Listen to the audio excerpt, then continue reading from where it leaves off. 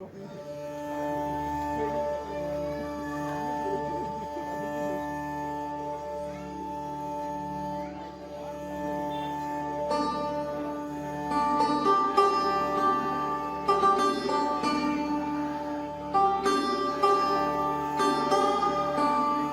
वक्त मेरे साथ है रिंकू शर्मा के सबसे छोटे भाई और आप देख सकते हैं कि वो अपने घर के जस्ट नीचे बैठे हुए हैं और उनके साथ तमाम वो चाहने वाले रिंकू शर्मा के उनके सपोर्ट में आए हुए हैं, जिनका साफ तौर पे कहना है कि रिंकू शर्मा को इंसाफ मिलना ही चाहिए। मेरे साथ मौजूद हैं उनके छोटे भाई। मुझसे बताने से अच्छा है कि आप खुद ही इनसे पूछें, इनसे पता चले कि आखिर उस दिन हुआ क्या। आप सिलसिलेवार तरीके से पूरी कहानी बताएं और फिर हम आगे बातचीत करेंगे। आप ये बताएं कि आपका नाम क्या हुआ? मेरा नाम मन्नू शर्मा है। उस दिन कैसे हुआ? रात में वो कितने बज रहे होंगे कि कैसे घटना घटी? आप कहाँ थे उस वक्त? 11 बजे की करीबन की बात है, 11 साढ़े 11। उस टाइम मम्मी पापा मैं तीनों घर में ही थे हम, और भैया बाहर से आ रहे थे। भैया के एक फ्रेंड्स का बर्थडे था, लेकिन दूसरी पार्टी उसमें वो नहीं थी, इनवाइट नहीं थी। तो भैया ने बोला कि भाई मैं घर जा रहा हूँ, टाइम ज़्यादा हो गया है, मेरे मम्मी पापा वेट कर रहे हैं। तो भैया घर आ रहे थे, तो इन लोगों ने देखा कि हाँ ये अकेला है आज। तो भैया जैसे ही यहाँ तक तो भागे भागे आ गए, जैसे तैसे घर तक पहुँच गए। जैसे ही भैया ने तेज़ की गेट खटखटाया, मन्नू गेट खोल। तो मैंने गेट खोला, और वो पीछे से ही जो मारने के लिए आ रहे थे, उन्होंने डंडे वगैरह मारने लग गए घर में घुस के सबको। तो फिर भी 12-13 लोग कम से कम आए थे, उनके साथ उनकी लेडीसें भी थी, लेडीज़ों ने भी डंडे वगैरह चलाए उस। तो भैया फिर भी पीछे नहीं हटे, भैया ने फिर भी अपना डंडा जो पीछे था, डंडा भैया ने भी चलाया, मैंने भी फिर निकाला। फिर मैंने मम्मी पापा को अपने अंदर कर दिया, क्योंकि मम्मी पापा कमज़ोर हैं थोड़े, लड़ते झगड़ते हैं नहीं किसी से वो इतना। तो इसलिए मम्मी पापा को मैंने अंदर करा। तो मम्मी पापा को मैंने अंदर कर दिया, और भैया और मैं बाहर इनसे वो कर रहे थे, लड़ रहे थे। मतलब वो हमें मार रहे थे, हम भी मार रहे थे। उन्होंने हमें, क्योंकि वो ज़्यादा थे इसलिए। तो फिर क्या हुआ, भैया ने अपने बचाव के लिए, जब हमारा सिलेंडर वगैरह सब बिखर रखा था पहले ही, इन्होंने जब घर घेर दिया था पूरा, तो भैया ने सिलेंडर उठाया इनको मारने के लिए। तो मम्मी ने रोक लिया, मम्मी ने छीन लिया कि तू मत करिए। तो फिर वो क्या कहते हैं, भैया बाहर आया मारने के लिए, फिर आया भैया लड़ रहा था इनसे। तो क्या हुआ, भैया को डंडे वगैरह और मारने लगे, तो भैया गिर गए जमीन। भैया 10-20 मीटर की दूरी तक ही पहुँचे थे, वहाँ पे इन्होंने चाकू मार दिया भैया को। चाकू मारा, वो मारने लगे, चाकू मार के भाग गए फिर ये लोग। और जब भैया यहाँ से जा रहे थे, जब चाकू गड़ा हुआ था, मम्मी को एक बात बोल के गए थे, मम्मी टेंशन मत लो, जय श्री राम। पूरी गली में भाई जय श्री राम बोलते हुए गए थे हम। सबसे दिल्ली सरकार, केंद्र सरकार सबसे हाथ जोड़ के विनती कि इनको जल्द से जल्द फांसी दी जाए।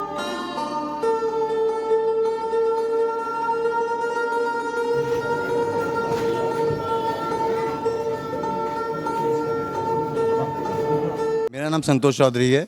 मेरा घर Mangolpuri, block number L, house number 1423 Mangolpuri है। यहाँ पे जो हादसा हुआ है, वो आप सामने को श्री राम बोलने पे हत्या क्यों? ये अड़ोसी पड़ोसी थे, साथ में रहते थे, और हिंदू यहीं पे कमज़ोर तब होता है, हिंदू या मुसलमान हो, हम मैनेज करते हैं कि चलो कोई नहीं, ये हमारा दोस्त है, मित्र है। लेकिन मुसलमान क्या यही सोचता है हमारे बारे में?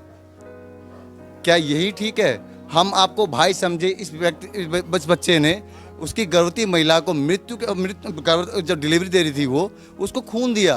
क्यों दिया? क्योंकि हमारा पड़ोसी था, भाई कल नहीं तो लेडीज़ है पड़ोस में, बच जाएगी। लेकिन आपने उसी खून का बदला खून से ले लिया। क्या ये ठीक हुआ हमारे साथ? ये जब करीब रात में 12:30 बजे आसपास घटना हुई है, उस टाइम हम लोग नहीं थे, और शायद हम लोग उस टाइम साय बेला का समय होता तो शायद ये परिणति नहीं होती। लेकिन जब तक हमें ज्ञान हुआ और यह आभास हुआ, तब तक बेचारे वो परलोक धार चुके थे। हम लोग ये चाहते हैं, एक कि जितने भी जिन्होंने कुकृत्य किया ये वाला, उनको फांसी मिले।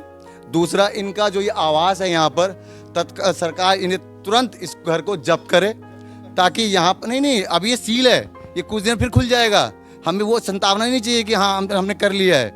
आप इस घर को यहाँ से या तो शिफ्ट करो, या उसको सेल आउट कर दो, या जब कोई इनके परिवार का कोई सदस्य यहाँ नहीं आना चाहिए।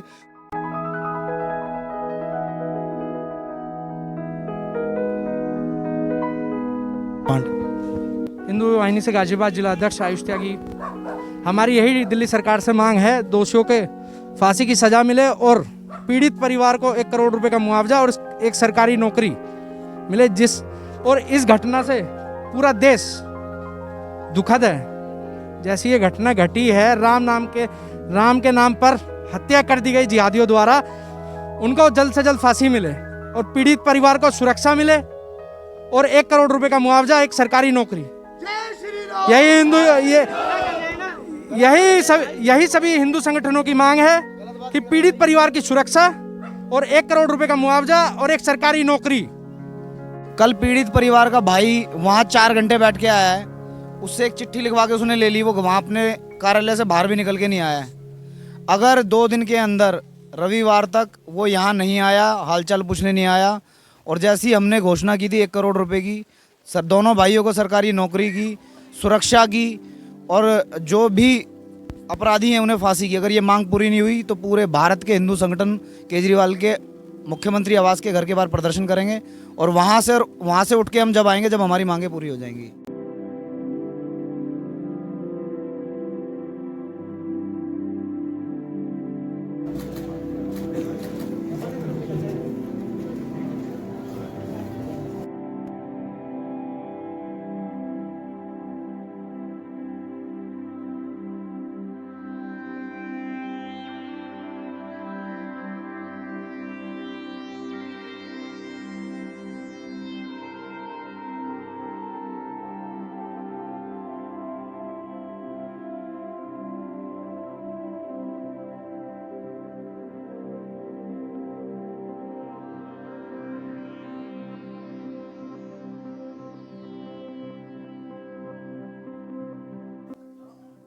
ये जो आप मेरे पीछे गली देख रहे हैं, ये वही गली है रिंकू शर्मा की, जहां बीते बुधवार रात को उसकी हत्या कर दी गई। हत्या के बाद कई कहानी चल रही है।